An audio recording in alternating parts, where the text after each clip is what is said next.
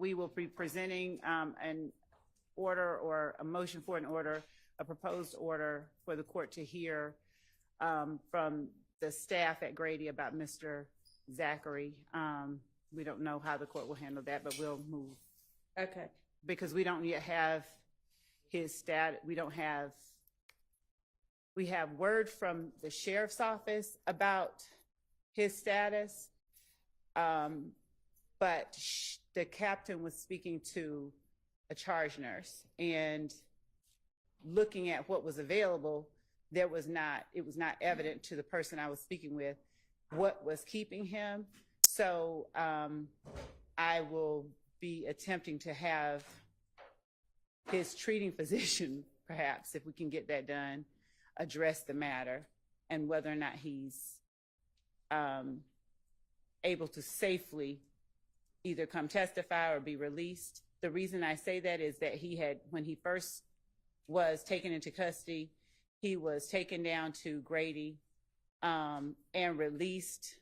And when he was set, it was in 2 days' time, and then he was set to come here, obviously, but then he was taken back right before, and they kept him because of that. So given the set of circumstances that we have, we'll be asking the court to seek from them, from Grady itself, if they will apprise the court his status and his availability, his tentative release date. And I won't speak more on it. I'll just present a motion to the court regarding that, and the court can decide what the court wants to do. All right, I'm not quite following why we need a court order for that if his attorney who is representing him is okay with the doctor in the hospital providing information, which so far they have been. True, and so it would be a matter of, I guess, a Zoom call or something, but I want the person, the treating physician, to directly relate to the court what his current status is in terms of releasability and ability and an impact on coming to testify. All right. Good morning, Mr. Schieb. Do you have anything to add to this? I spoke to him twice yesterday. Last time was 5:15 yesterday. He told me he's got two medical scenarios. One, he's got real low blood pressure. Hang on. Can y'all all hear him, or come on up to the mic if you don't mind? And when you're saying you spoke with him, do you mean Mr. Zachary or Mr. Zachary's doctor? I spoke to Mr. Zachary about 5:15. Okay. And he says they had planned on releasing him, but he said they checked his blood pressure and it's low. They have to get it up. Okay. The second thing is he has a problem with a certain blood count. I don't even know what that is.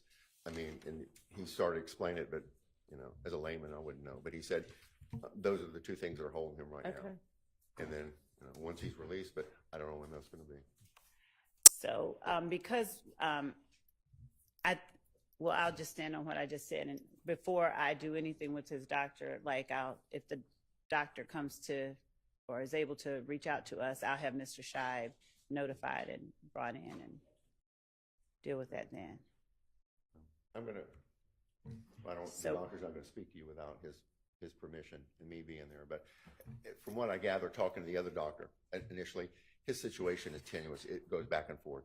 It's stress level, and I've done a bunch of research on it, and it's his situation. Like he's had 3 blood transfusions in the last month and a half, complete blood transfusions. So right, because sickle cell anemia is a blood disease. So. It's messed up. And he's in the family's. He's been in intensive care. So, and that was indicated by the DA. They put him in jail. He had a crisis. They took him to Grady. It stabilized. They took him back to the jail. He had another crisis. They took him back to Grady, and that's where he's been.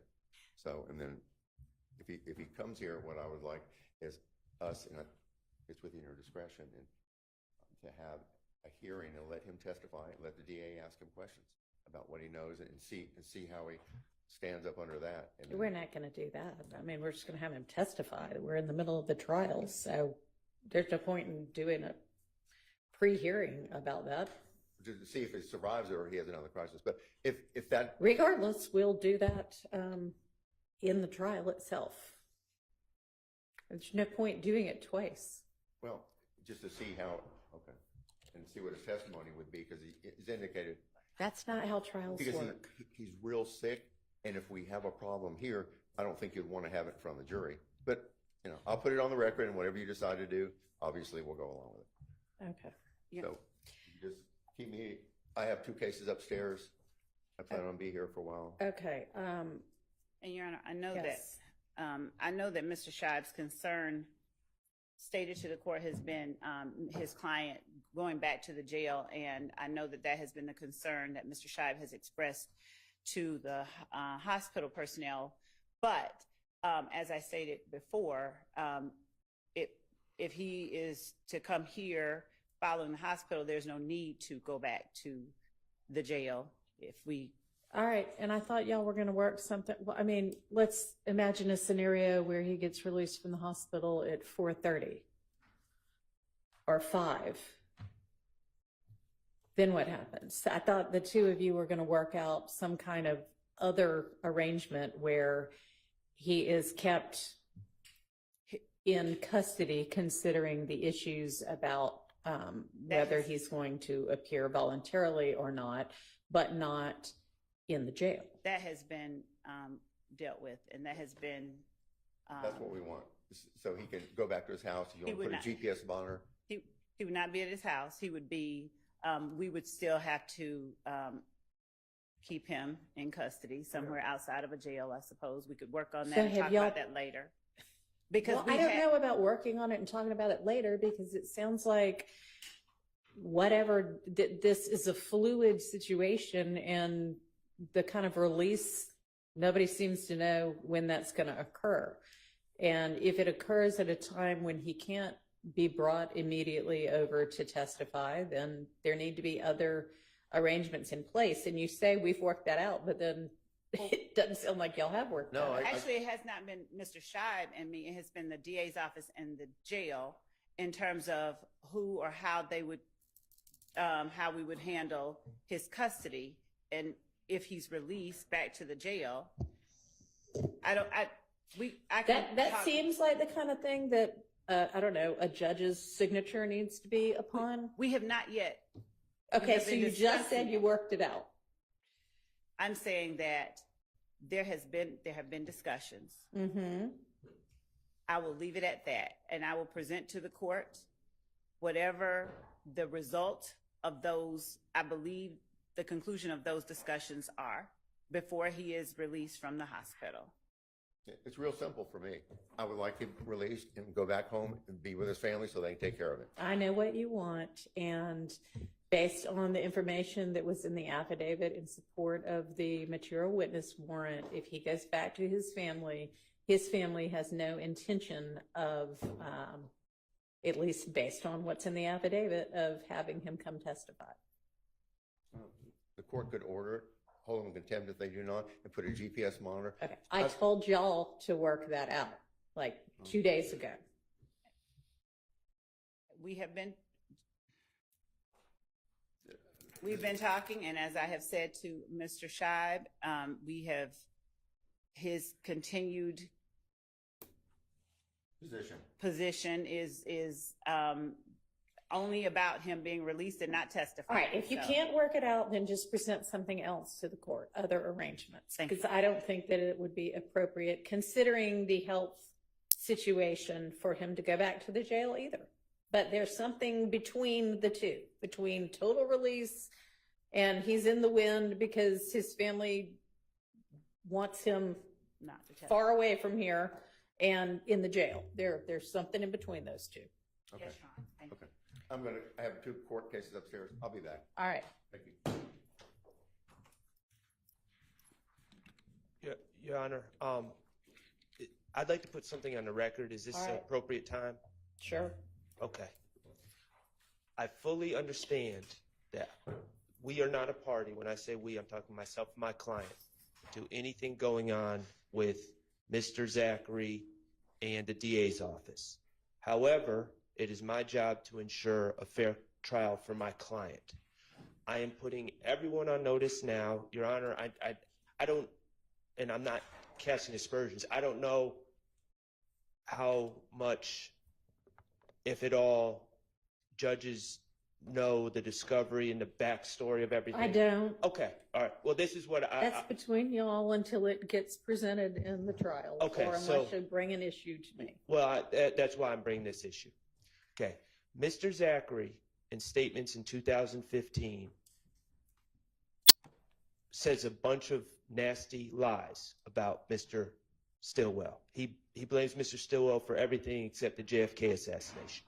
And my concern is, and I'm going to deal with that on cross-examination. That's not going to be a problem. However, if those lies come out and I am not able to cross-examine Mr. Zachary due to him being unavailable, due to medical situation, due to anything like that, and I don't know about his medical, I'm just hearing about it just like you, but if that happens, there's going to be no one ringing that bell. There's going to be no limiting instruction that's going to protect his due process rights, his rights to confront his accusers, his cross-examination rights. And it's going to lead to me asking for a mistrial again. And the state is on notice at this point that by calling Mr. Zachary in this state, and I don't know what his state is, but they seem to know, they are on notice that something could happen. And I'm not the one calling him to the stand, but if his direct testimony comes in or his prior statements come in and I don't have a chance to confront him about those lies, we are not going to have a fair trial. And I'm just putting it on the record now so everyone knows what my stance on that is. All right. Thank you. Thank you. You know, and again, I don't know what exactly his situation is. I've been told sort of varying things. There is, and I guess the most appropriate thing might be to just hear from the doctor, but if he is in a condition where testifying at this trial is risky and he may make it through half the testimony and not all of it or something like that, I mean, there is the possibility of taking his deposition to preserve his testimony, which then all of the attorneys would be present for, and you can do a video deposition, and then if for whatever reason he gets through part of it and not all of it, then it doesn't get used. I mean, that's a possibility. Your Honor, there are just a couple of things that, and the court is correct, and that is, those are things that we have, tossed around. Yeah. But the state's bigger concern is that given the commentary made by Mr. Zachary's father when we were trying to reach him, that he was going to reach out to Mr. Schardt and Mr. Steele. I don't know why, but that's what he said. And he insisted that we could not force Mr. Zachary to come and testify. And given that there seems to be pretty open communication between Mr. Schieb and counsel for the defendants, they probably have an even better grasp on what's going on with him than even we do. But what we do know is that there are people down there who are monitoring him, and the person with whom I spoke yesterday said that person is not a doctor, but that his vitals on the chart looked normal. Okay. And that there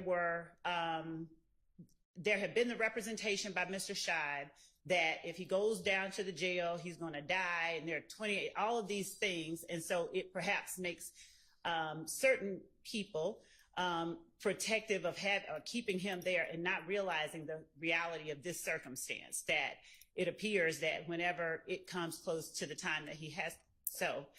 Yeah, I realize that this could just as easily be a convenient excuse. I mean, but I don't know what the real situation is. And we have been talking about all of that. But what I do know is that Mr. Schieb has told me flat out, my client will not testify. And he's given me the reason that he believes. And like I said, I'll just leave it at that. And it's not the reason that he just represented. Okay, So, well, I have also not been presented with any sort of an immunity order, and that was something, we have that. okay. And it's the same, it's just a standard motion under the statute and a proposed order and an agreement for Mr. Schieb and his client to sign.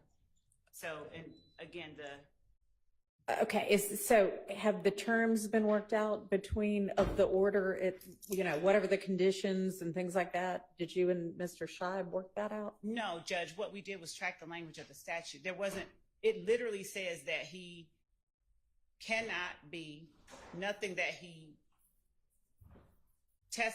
the stuff to which he is. All right, so you have not talked to Mr. Schieb, and Mr. Schieb has not talked to you since yesterday afternoon when y'all said you were gonna, We've about terms? we have been drafting it. We have not talked. Okay, so how about talk to him when he gets back, because he had a couple of other courtrooms to go handle matters in and he was coming back after that, and talk to him before you present anything to me. Oh, okay. But Your Honor, I would also say that and I will do as the court has instructed, period. That's a full stop. The statute. I love when attorneys say, I'll follow your orders, as if you have a choice. I mean, I guess you have a choice. I could hold you in contempt, but okay, thank you. I appreciate that. Have happen, and I don't mean to be or sound contemptuous. What I'm saying, Your Honor, is I don't want the rest of what I'm saying to be interpreted as if I'm going to do something else than what the court has instructed.